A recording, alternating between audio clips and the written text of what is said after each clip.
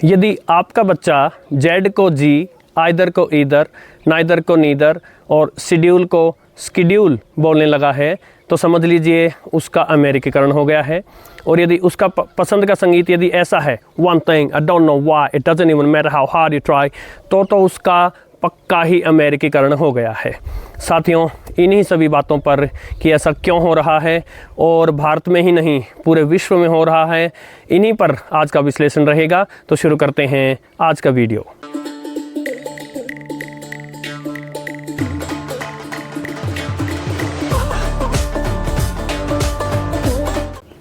साथियों नमस्कार, स्वागत है आपका आपके चहेते इस रेडियो चैनल पर। साथियों, आज का विषय सीधे तौर पर रेडियो से तो नहीं जुड़ा है, किंतु रेडियो जुड़ा है संस्कृति से और आज का विषय संस्कृति पर है, तो आप इसे रेडियो से जुड़ा ही मानिए।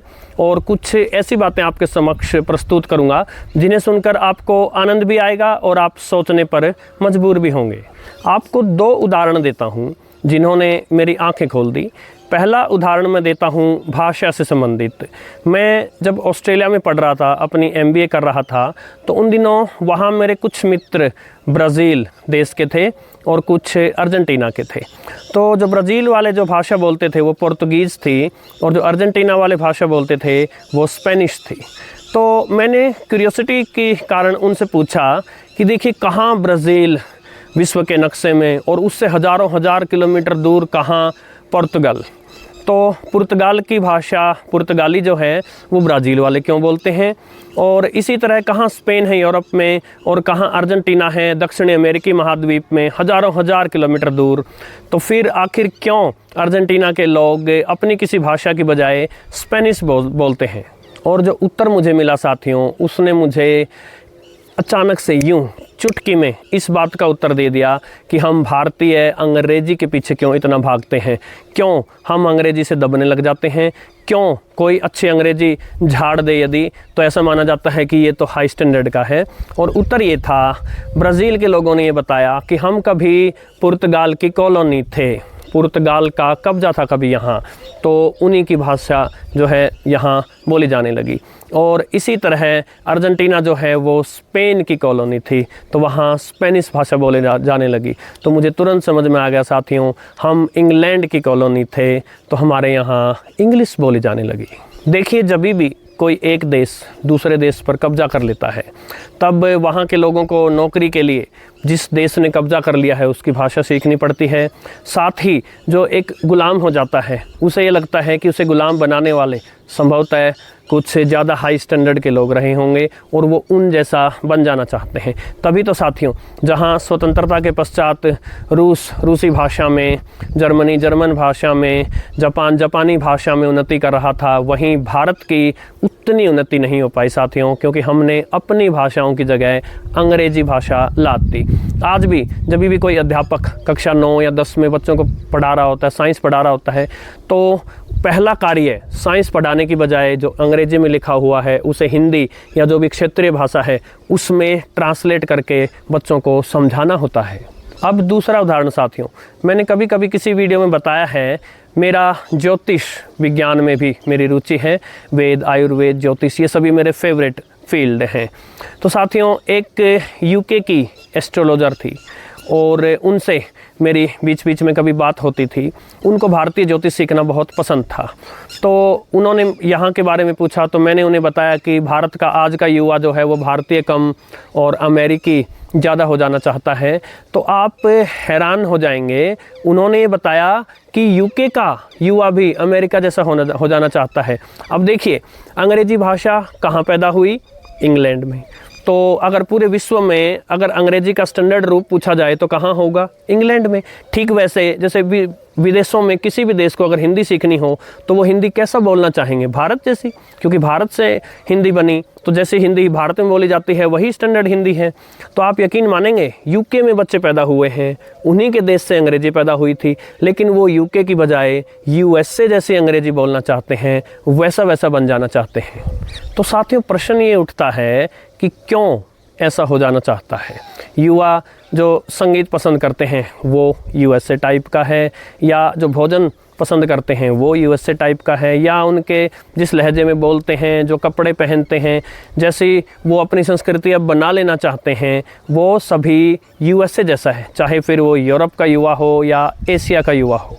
तो इसका सीधा सा उत्तर है साथियों, किसी भी समय में, और यकीन मानिए किसी भी समय में, जो देश सबसे अग्रणी होता है उसकी संस्कृति पूरे विश्व में फैल जाती है। सभी उस जैसा हो जाना चाहते हैं। जैसे कि आप मानिए कि यदि किसी गांव में किसी ने एक बहुत बड़ा घर बना दिया है, आलीशान घर बना दिया है, तो गांव में जैसे दूसरों के पास पैसे आएंगे तो वो वैसा वैसा घर बनाना चाहेंगे। इसी प्रकार साथियों, जो विश्व का सबसे अग्रणी देश होता है वैसा ही दूसरे देश बन जाना चाहते हैं। और ये भी जान लेना ज़रूरी है कि विश्व में जो सबसे अग्रणी देश होता है वो वही होता है साथियों जिसका व्यापार पर कब्जा होता है। आज आप टूथपेस्ट के लिए कोलगेट, या कोल्ड ड्रिंक्स में कोका कोला, पेप्सी, या साबुन में लक्स वगैरह, किसी भी फील्ड में आप कुछ भी कर रहे हैं वो मुख्यतः अमेरिका का है। अमेरिका का विश्व भर के व्यापार पर कब्जा है। अब मैंने ही बोला था साथियों, किसी भी समय जो देश अग्रणी होता है विश्व वैसा ही बन जाना चाहता है। आप जानते हैं भारत कभी सोने की चिड़िया था और विश्व गुरु भारत कहलाता है, लेकिन हमने कभी सोचा है कि ऐसा क्यों भारत सोने की चिड़िया था और क्यों विश्व गुरु था? क्योंकि एक समय पूरे दुनिया के व्यापार पर हमारा दबदबा था, चाहे वो कपड़ा हो या कोई भी दूसरे अच्छे महंगी चीज़ें हों, वो सभी भारत से जाती थी, भारत में बनती थी। और क्योंकि विश्व के व्यापार पर भारत का कब्जा था तो भारत विश्व में सिरमौर था, नंबर 1 देश था। तो क्या उस समय पूरे सभी देशों की संस्कृति भारत से प्रभावित हुई होगी? जी हाँ, हुई। मैं आपके आगे कुछ उदाहरण रखता हूँ, आप देखिएगा साथियों। हमारे यहाँ सप्ताह में 7 दिन होते हैं और यूरोप वालों के भी। हमारे एक दिन में 24 घंटे होते हैं और उनके भी। हमारी ज्योतिष में 12 राशियां हैं और उनके भी।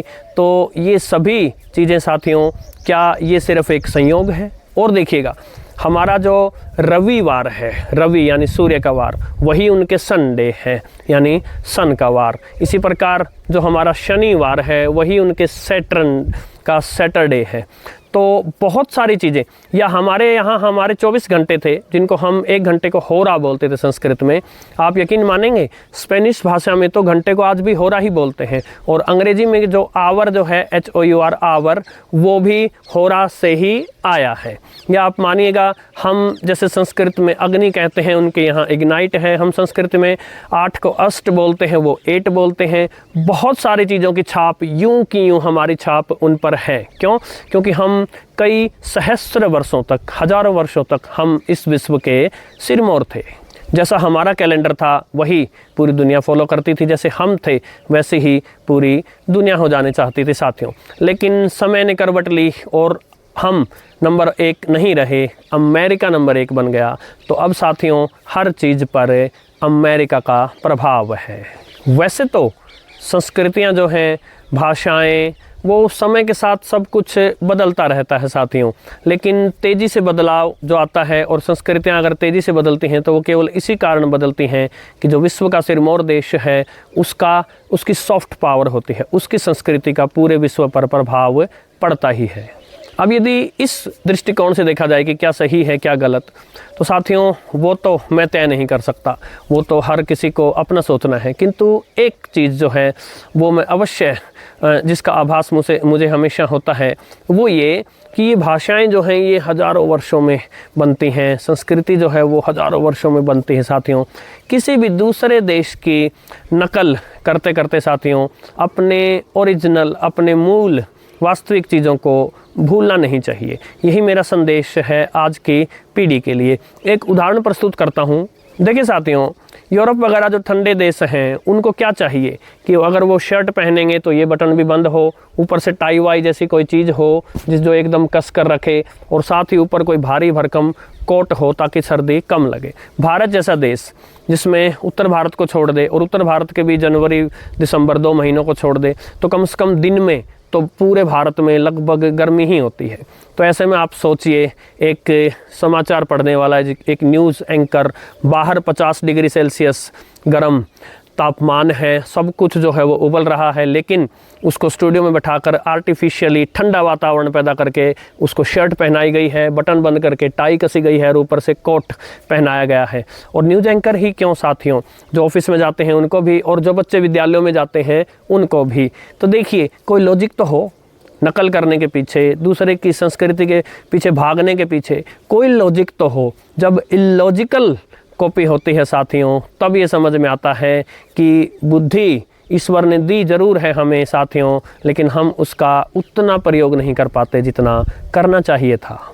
तो साथियों, इसी बात के साथ कि मेरे इस वीडियो ने आपको सोचने पर मजबूर किया होगा, क्या सही है क्या गलत, उसका निर्णय आपके हाथों में है साथियों।